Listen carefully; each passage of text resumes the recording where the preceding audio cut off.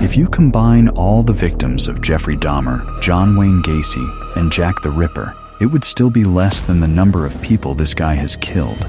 Meet Wu Bum-Khan, a mass murderer who killed 57 innocent people in just a span of 9 hours, and all because of a fly. So, the question is why? Why did this guy kill 57 people just because of a fly? And who even is this person? And what were the police doing for 9 long hours when this guy was murdering people? This is the story of the biggest massacre in the history of South Korea.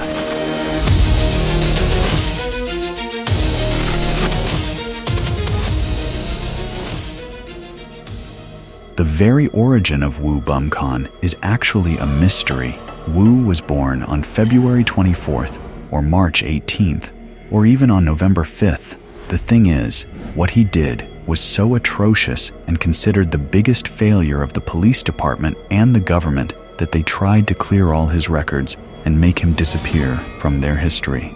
But nonetheless, it is clear that Wu was born in the year 1955 in a police officer's family in the Busan region of South Korea. He was the third son out of 4 boys. But despite growing up with a strict police officer father, he became disinterested in studies and began to skip his classes regularly. But despite everything, he admired his father the most and dreamed of following his footsteps and becoming a police officer himself. Like every teenager, he wanted to look his father in the eyes, to say he had made it and was finally a police officer, which would have made his father very proud. But before Wu could even join the police force, his father was diagnosed with colon cancer and passed away shortly before he could see his son in uniform. And this was the biggest turning point in Wu's life, not just physically, but also mentally. According to his family and friends, he was constantly thinking about the fact that he might have disappointed his father, and they saw a big change in Wu's behavior and personality, where he became a lot violent and troubled teenager, and he plunged into depression, began to self-harm, and almost failed his bachelor's degree as well. And just when his life was falling apart, something else was also waiting for him around the corner. Due to the South Korean laws, where every male between 18 and 35 is required to perform compulsory military service, and when the army was actively recruiting soldiers, one name appeared on their desk: Wu Bum-Khan.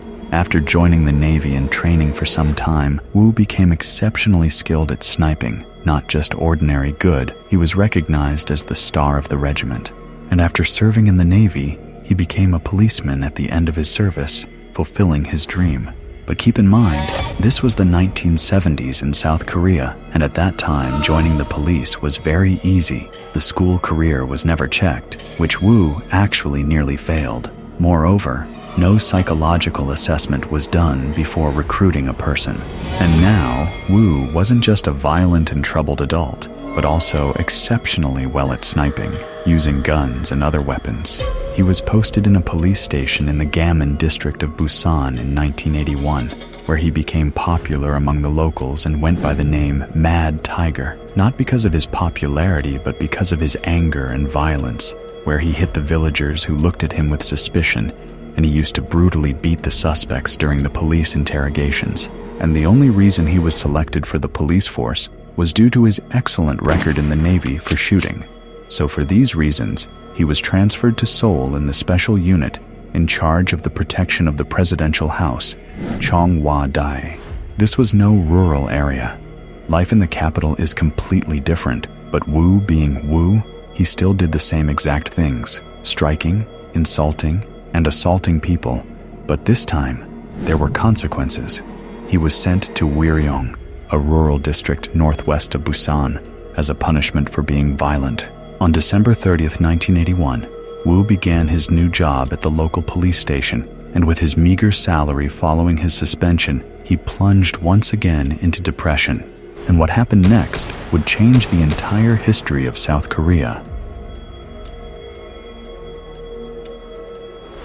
Things for Wu were not great. He got suspended from the capital duty, which could have changed his life, but they were not bad either. He still had his police officer position. In early 1982, Wu met a woman, Chun Mal-soon, whom he fell in love with, and both of them got married and started living together.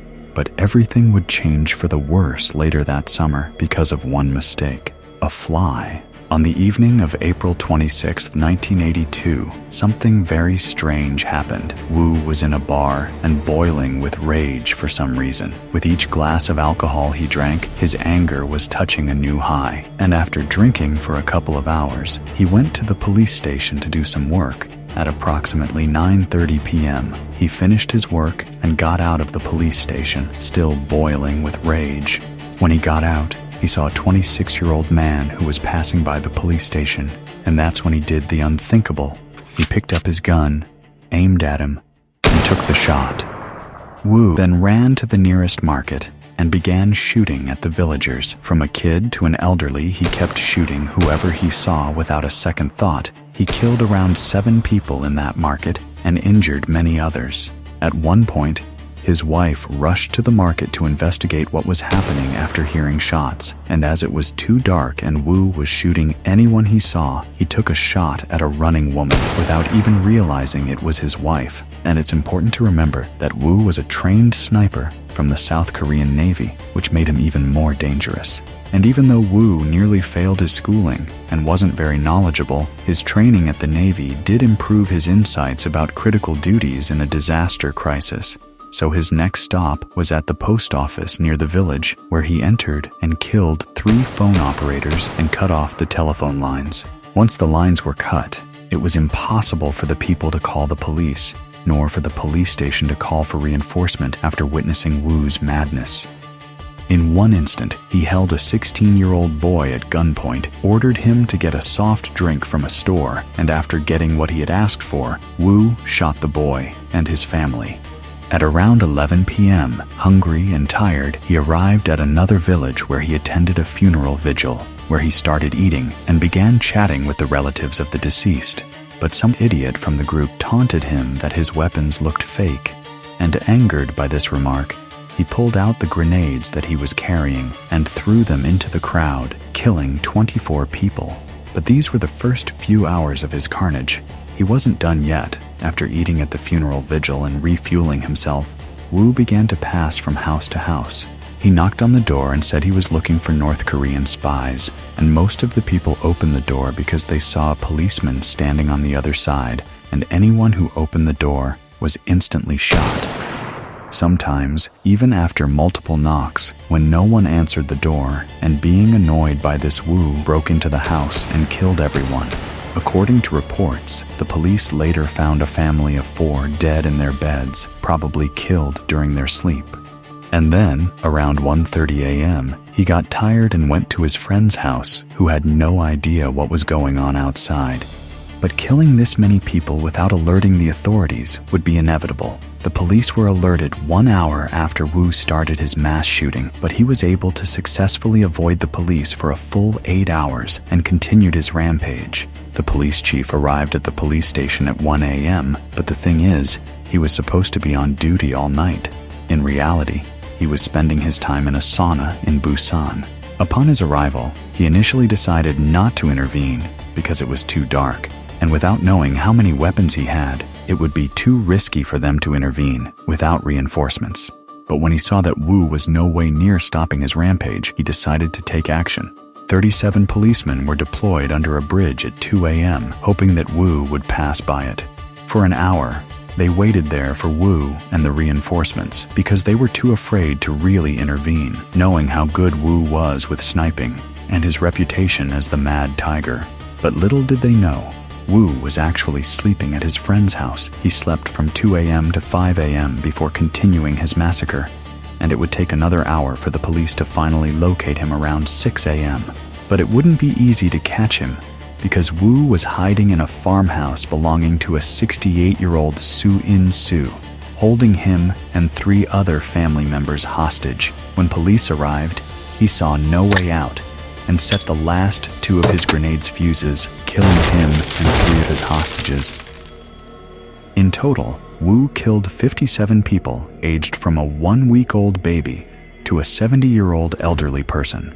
5 more would also die from their injuries in the hospital, bringing the total to 62. The whole nation was shocked. The media went crazy. The citizens demanded answers, and the police department had to admit their failure. So many questions were raised. Why did Wu kill those villagers? Where did he get access to all those weapons? Why was he in the police force in the first place? And most importantly, what actually happened that day that made him so angry? The aftermath of Wu's madness was disastrous. The villagers were enraged, not just at Wu, but also at the police for not acting fast enough. The Interior Minister of South Korea and the National Police Chief offered to resign as a form of atonement for Wu's rampage, and the fact that Wu was also once a part of the squad for protecting the president's house was also kept a secret for a very long time. But the biggest failure of all was how Wu got access to all the weapons. That day, when Wu entered the police station to do some work, it turns out he did not actually have any work that day. He went to the police station simply to steal the weapons from the armory. And as the station chief and many other officers were absent that day, the armory was unsecured. Moreover, some of the officers were in a meeting, which made it easier for Wu to steal the weapons easily. He seized 2 M2 carbines, 2 handguns, at least 180 rounds of ammunition, and 7 hand grenades. When all the injured villagers were taken to the hospital, among all the survivors, one was Chun Mal-soon, Wu's wife. Luckily, she survived the gunshot and later gave the details of everything that happened that day. Chun explained how Wu and the villagers never got along. In the village, Wu was known to be a failed police officer who returned from the capital and was a madman who hit and tortured innocent civilians for no reason. But this wasn't the whole picture. She would later also reveal that she and Wu were never married. They did fall in love and wanted to get married, but because of poverty, they couldn't. So they decided to move in together in Chun's parents' house. This might look perfectly normal and acceptable by today's norms, but at that time, it was frowned upon for a couple to live together without getting married. And for these reasons, villagers would often give them weird looks and talk negatively about them. Chun would also reveal that Wu was very hard to please, and he had an inferiority complex, which got even worse after he returned from the capital, and he could no longer stand the mockery of the villagers about him and Chun. Years of anger and distress had settled in him following his father's death, and one unfortunate little incident turned out to be the final nail in the coffin. On the afternoon of April 26, 1982, approximately 7 hours before the massacre, Wu was taking a nap at his home before his duty at the police station, which was at 4 p.m. While he was sleeping, a housefly landed on his chest. Upon seeing the fly, Chun decided to give a violent slap to crush it, but instead, she woke Wu up, which made him very angry. Wu thought there was no fly, and Chun was lying to him, and it was an excuse to hit him. And then, he began to beat her without any second thoughts and broke all the furniture in the house. Once his rage passed and his hands were covered with blood, Wu went to a bar where he drank a lot of alcohol, after which drunk Wu went to their house again around 7:30 p.m., where he beat Chun again, and then he went to the police station to get the weapons. And then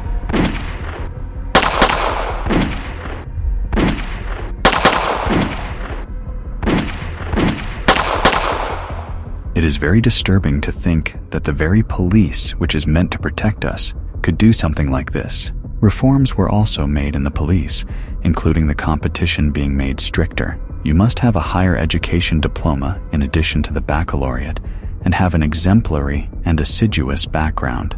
Finally, in the months that followed, many villagers organized soul weddings. The souls of singles, couples, or fiancés who died during the attack were married posthumously so that they would not spend eternity alone. Who would have thought a single mistake, as simple as swatting a fly, would leave 62 people dead and many other injured and a lifetime of trauma? And if you are a fan of crime, paranormal, and dark cases, hit the like and subscribe button.